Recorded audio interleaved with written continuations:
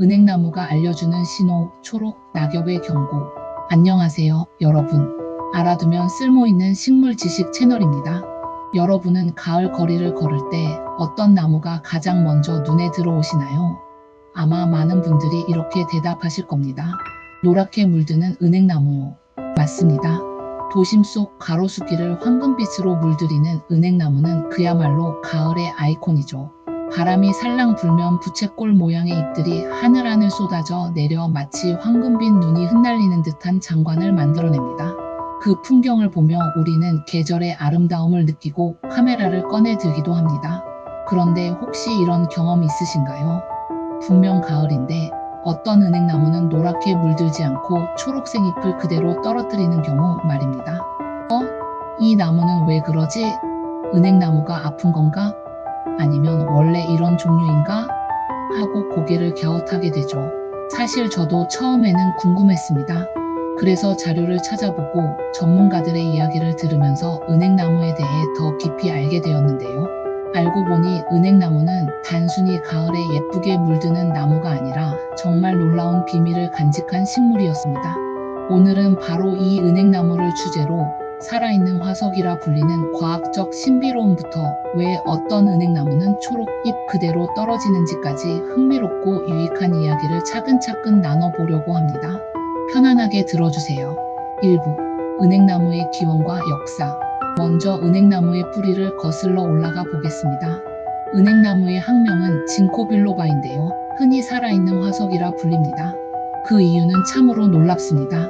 지금 우리가 보는 은행나무의 모습이 약 2억 7천만 년 전 공룡이 지구를 지배하던 시절의 모습과 거의 같기 때문입니다. 상상이 되시나요? 티라노사우루스가 땅을 밟고 다니던 그 시절 하늘을 날던 익룡이 쉬어가던 나뭇가지가 바로 은행나무였을지도 모릅니다. 고생대 이후 지구의 환경은 수차례 큰 변화를 겪었습니다. 빙하기가 찾아왔다가 물러가고 온난기가 되었다가 다시 추워지기를 반복했죠. 그 과정에서 대멸종 사건이 여러 번 일어났고 수많은 식물들이 역사 속으로 사라졌습니다. 하지만 은행나무는 놀라울 정도로 끈질기게 살아남았습니다. 사실 화석 기록을 보면 은행나무과에 속하는 식물들은 한때 북반구 전역에 널리 분포했다고 합니다. 하지만 빙하기를 거치며 대부분 멸종했고 오직 중국의 일부 지역에서만 살아남았습니다.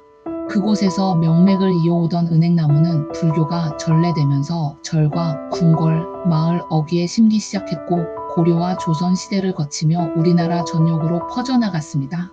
그래서 지금 은행나무는 우리 곁에서 가장 흔하지만 가장 오래된 나무라는 특별한 위치를 차지하게 되었습니다. 여러분이 출근길에 산책길에 무심코 지나치는 그 은행나무가 사실은 공룡시대부터 지구를 지켜온 생존의 달인인 셈이죠. 2부. 은행나무의 독특한 특징. 은행나무는 우리 눈에는 흔하게 보이지만 식물학적으로 보면 아주 독특한 존재입니다. 다른 나무들과는 확연히 다른 몇 가지 특징을 가지고 있는데요. 하나씩 살펴볼까요? 첫째, 거시식물인데 낙엽활엽수입니다. 보통 거시식물이라고 하면 소나무, 잣나무처럼 침엽수의 모습을 떠올리시죠? 뾰족한 바늘 같은 잎, 솔방울 같은 열매 말입니다. 그런데 은행나무는 거시식물이면서도 잎이 넓은 낙엽활엽수라는 점에서 매우 특이합니다. 식물 분류 체계에서 은행나무는 사실상 혼자 한 과를 이루고 있을 정도로 독보적인 존재입니다. 둘째, 부채꼴 잎맥 구조입니다. 은행잎을 자세히 보신 적 있으신가요? 넓은 부채꼴 모양으로 잎맥이 그물처럼 얽히는 다른 활엽수와 달리 평행으로 퍼져나갑니다. 마치 손가락을 쫙 펼쳐놓은 것처럼요. 이 단순하면서도 독특한 패턴이 은행나무의 상징이 되었고 많은 디자이너들이 은행잎 모양을 모티브로 활용하기도 합니다. 가운데가 갈라진 것도 특징인데요. 어떤 잎은 깊게 갈라지고 어떤 잎은 살짝만 갈라져 있어서 같은 나무에서도 다양한 모양의 잎을 볼 수 있습니다. 셋째, 암수땅그루입니다. 은행나무는 암수땅그루라서 수나무와 암나무가 따로 존재합니다. 열매는 암나무에서만 열리는데요. 그 특유의 냄새 때문에 도시에서는 주로 수나무를 심습니다. 아마 가을철 거리에서 고약한 냄새를 맡아보신 분들은 아실 겁니다. 아, 은행나무 열매 냄새구나 하고요. 그 냄새가 너무 강해서 민원이 들어오는 경우도 많다 보니 요즘은 거의 수나무만 심는 추세입니다. 그래서 도심에서는 열매 없는 은행나무가 점점 더 많아지는 재미있는 현상도 나타나고 있습니다. 넷째, 엄청난 생명력입니다. 은행나무는 수명이 매우 깁니다. 1000년 이상 사는 나무도 드물지 않고 우리나라에도 천연기념물로 지정된 고목들이 여럿 있습니다. 또한 병충해에도 강하고 대기오염이나 토양 환경 변화에도 잘 견딥니다. 심지어 1945년 히로시마에 원폭이 떨어졌을 때도 폭심지 근처에 은행나무가 살아남아 다시 싹을 틀었다는 기록이 있을 정도입니다. 이런 생명력 덕분에 은행나무는 전 세계 도시에서 가로수로 사랑받고 있습니다. 3부, 잎의 구조와 단풍색 변화 원리. 자, 이제 본격적으로 은행나무 잎 이야기를 해볼까요? 가을이 되면 나무의 잎이 색을 바꾸는 현상을 우리는 단풍이라고 부릅니다. 그런데 이 단풍은 단순히 색이 예쁘게 변하는 것이 아니라 잎이 노화하는 과정에서 일어나는 과학적 현상입니다. 여름 내내 나뭇잎은 초록색을 띱니다. 이건 엽록소라는 초록색 색소 덕분인데요. 엽록소는 햇빛을 받아 광합성을 하는 핵심 물질입니다. 광합성을 통해 만들어진 양분은 나무 전체로 보내져서 성장과 생존에 사용되죠. 그런데 가을이 되면 상황이 달라집니다. 낮이 점점 짧아지고 기온이 떨어지면서 나무는 이제 광합성을 계속할 필요가 없다고 판단합니다. 겨울을 나기 위해서는 에너지를 최대한 아껴야 하니까요. 이때 나무는 잎과 줄기 사이에 떨켜층이라는 특별한 세포층을 만듭니다. 이 층이 생기면 잎으로 가는 수분과 양분의 공급이 차단되고 잎에서 만들어진 양분도 나무로 돌아가지 못하게 됩니다. 그러면서 잎 속의 엽록소가 서서히 분해되기 시작합니다. 엽록소가 분해되면 그동안 엽록소의 강한 초록색에 가려져 있던 다른 색소들이 드러납니다. 은행나무의 경우 카로티노이드라는 노란색 색소가 그 주인공입니다. 카로티노이드는 사실 여름 내내 잎 속에 있었지만 엽록소의 색이 워낙 강해서 보이지 않았던 것이죠. 그래서 가을이 되면 은행나무 잎은 점점 노랗게 변하고 결국 완전히 황금빛으로 물들게 됩니다. 이게 바로 우리가 보는 아름다운 은행나무 단풍의 비밀입니다. 그런데 단풍은 단순히 색이 변하는 것 이상의 의미가 있습니다. 나무는 잎을 떨어뜨리기 전에 잎 속에 남아있는 질소, 인, 마그네슘 같은 귀한 영양분을 최대한 회수해서 줄기와 뿌리로 보냅니다. 이 영양분은 내년 봄 새잎을 틀 때 다시 사용되죠. 그러니까 단풍은 나무가 겨울을 준비하면서 자원을 효율적으로 재활용하는 과정인 셈입니다. 자연은 정말 낭비가 없습니다. 4부. 왜 어떤 은행나무는 초록색으로 떨어질까? 자, 이제 가장 흥미로운 질문을 다뤄볼까요? 왜 어떤 은행나무는 노랗게 변하지 않고 초록 잎 그대로 떨어질까요? 처음 이 현상을 보면 저 나무가 병에 걸린 건가? 하고 걱정하게 됩니다. 하지만 걱정하지 마세요. 이건 나무가 아픈 게 아니라 나무가 주어진 환경에서 최선의 선택을 한 결과입니다. 첫 번째 이유는 엽록소 분해 과정의 중단입니다. 앞서 말씀드렸듯이 단풍은 엽록소가 천천히 분해되면서 노란색 색소가 드러나는 과정입니다. 이 과정이 제대로 진행되려면 온도, 습도, 낮의 길이 등 여러 조건이 적절하게 맞아떨어져야 합니다.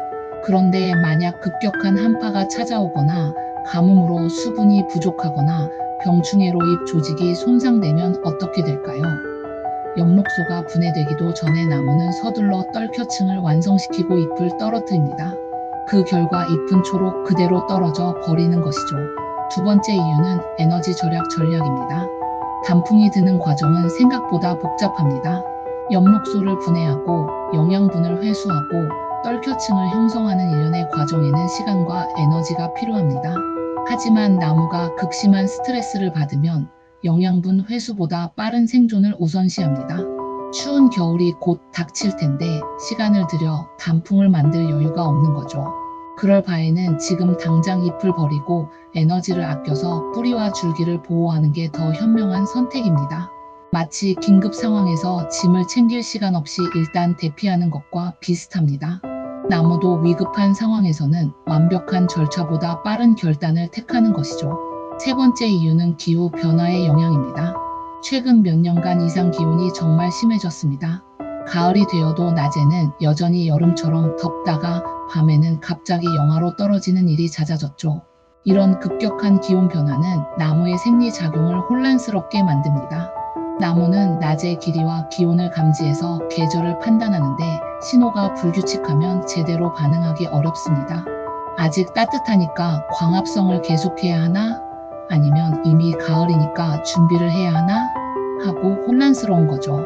결국 나무는 혼란 속에서 단풍 과정을 제대로 마치지 못하고 잎이 노랗게 변하기도 전에 떨어뜨리게 됩니다. 네 번째 이유는 도시 환경의 특수성입니다. 도시의 은행나무는 자연 숲속의 은행나무와는 완전히 다른 환경에서 자랍니다. 제한된 뿌리 공간, 부족한 영양분, 자동차 매연, 아스팔트에서 반사되는 복사열, 제설제로 인한 토양 오염 등 수많은 스트레스 요인에 노출되어 있습니다. 이런 열악한 조건에서는 나무가 이미 체력이 약해진 상태이기 때문에 정상적인 단풍 과정을 거칠 여유가 없습니다. 그래서 도심 가로수에서 초록잎 낙엽 현상이 더 자주 나타나는 것이죠. 정리해 보겠습니다. 은행나무가 초록 잎을 그대로 떨어뜨리는 건 나무가 아프거나 이상한 게 아닙니다. 오히려 나무가 스트레스 상황에서 에너지를 절약하고 생존을 우선시한 현명한 전략입니다. 자연은 항상 효율적으로 움직이니까요. 다음에 초록 잎이 떨어진 은행나무를 보시면 아, 저 나무가 오래 힘들었구나. 그래도 최선을 다해 살아남으려 하는구나 하고 이해해 주시면 좋겠습니다. 5부. 은행 열매와 냄새의 과학. 은행나무 이야기에서 빼놓을 수 없는 것이 바로 냄새 이야기입니다. 가을이면 거리에서 나는 그 특유의 고약한 냄새 다들 아시죠? 어떤 분들은 구토 냄새라고 표현하기도 하고 발냄새 같다고도 합니다. 그 원인은 은행 열매의 겉껍질, 즉 과육에 들어있는 부틸산과 헥사노산이라는 지방산 때문입니다. 이 물질들은 동물이 열매를 함부로 먹지 못하게 막는 일종의 방어 장치입니다. 생각해 보세요. 은행나무 입장에서는 귀한 씨앗을 동물들이 마구 먹어버리면 곤란하잖아요. 그래서 독특한 냄새로 이거 먹지 마 라고 경고하는 겁니다. 실제로 은행 과육에는 피부를 자극하는 성분도 있어서 맨손으로 만지면 알레르기 반응을 일으킬 수 있습니다. 하지만 재미있게도 냄새나는 과육 속 씨앗, 즉 우리가 먹는 은행은 고대로부터 귀한 식재료였습니다. 중국과 일본, 한국에서는 오래전부터 은행을 약재이자 음식으로 활용했죠. 구워서 먹거나 찜요리에 넣거나 전을 만들 때 사용하기도 합니다. 은행은 탄수화물과 단백질, 지방이 골고루 들어있고 비타민과 미네랄도 풍부합니다. 한의학에서는 폐를 튼튼하게 하고 기침을 먹게 하는 효과가 있다고 봅니다. 다만 주의할 점이 있습니다. 은행에는 진코톡신이라는 독성 성분이 들어있어서 많이 먹으면 구토, 경련, 의식 저하 등의 증상이 나타날 수 있습니다. 특히 어린아이들은 더 민감하니 하루에 5개 이하로 소량만 먹는 게 안전합니다. 또한 은행 과육은 피부에 직접 닿으면 염증을 일으킬 수 있으니 은행을 주울 때는 꼭 장갑을 끼시길 권합니다. 결국 은행나무는 고약한 냄새로 우리를 불편하게 만들지만 그 안에 귀한 씨앗을 간직하고 있는 셈입니다. 자연은 이렇게 방어와 보상을 함께 제공하는 존재입니다. 6분. 은행나무와 우리의 살. 은행나무는 단순한 나무가 아니라 우리의 삶과 문화, 역사 깊숙이 연결되어 있는 특별한 존재입니다. 첫째, 장수와 인내의 상징입니다. 1000년 이상 사는 은행나무가 드물지 않다 보니 예로부터 장수와 건강의 상징으로 여겨졌습니다. 마을 어귀에 심어진 은행나무는 수호신처럼 여겨지기도 했고 절이나 서원에 심어진 은행나무는 오랜 세월 그곳의 역사를 지켜보는 증인이 되었습니다. 우리나라에도 수백 년, 수천 년 된 은행나무 고목들이 천연기념물로 지정되어 보호받고 있습니다. 용문사 은행나무, 양평 용문사 은행나무 같은 유명한 나무들은 가을이면 관광객들로 북적입니다. 둘째, 도시의 그늘을 만들어주는 친구입니다. 은행나무는 병충해에 강하고 대기오염에도 잘 견디며 뿌리가 깊어 태풍에도 쓰러지지 않습니다.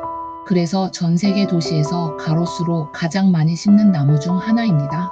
특히 우리나라 서울의 경우 가로수의 상당 부분이 은행나무일 정도로 흔합니다. 여름에는 시원한 그늘을 만들어주고 가을에는 아름다운 황금빛 거리를 선물하죠.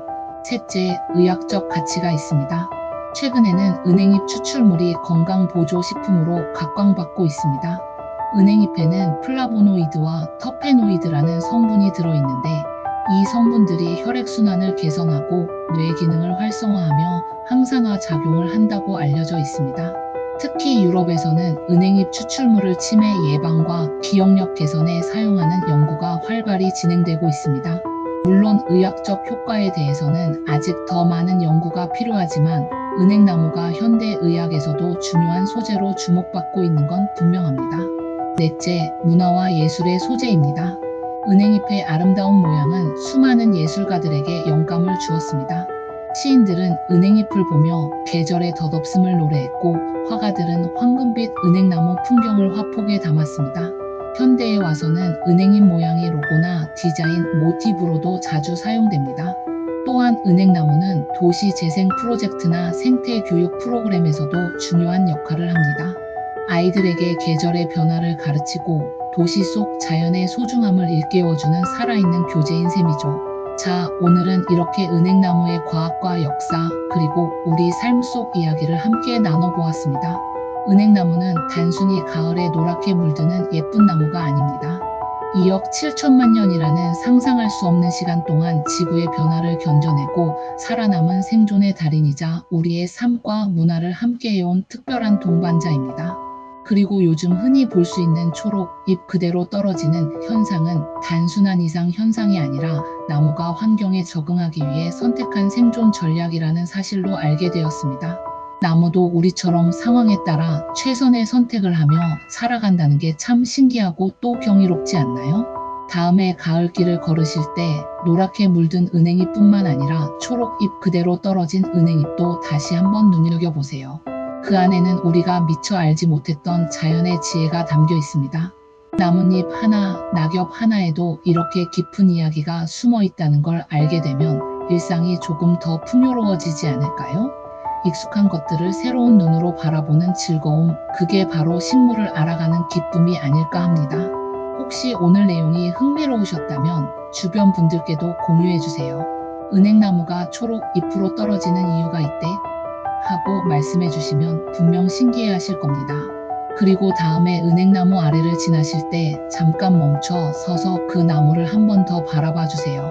공룡시대부터 우리 곁을 지켜온 그 오랜 생명력에 도시의 매연과 스트레스 속에서도 묵묵히 계절을 알려주는 그 성실함에 작은 경의를 표하는 마음으로요. 오늘도 여러분 곁에 자연이 작은 깨달음과 여유를 전해주길 바랍니다. 오늘 영상이 도움이 되셨다면 구독 버튼과 좋아요 버튼을 꾹 눌러주세요. 그리고 알림 설정까지 해두시면 다음 식물 이야기를 가장 먼저 만나보실 수 있습니다. 여러분의 구독과 좋아요가 더 좋은 콘텐츠를 만드는 큰 힘이 됩니다. 알아두면 쓸모있는 식물 지식이었습니다. 들어주셔서 감사합니다. 다음에 또 재미있고 유익한 식물 이야기로 찾아뵙겠습니다. 여러분 건강하시고 행복한 하루 보내세요. 감사합니다.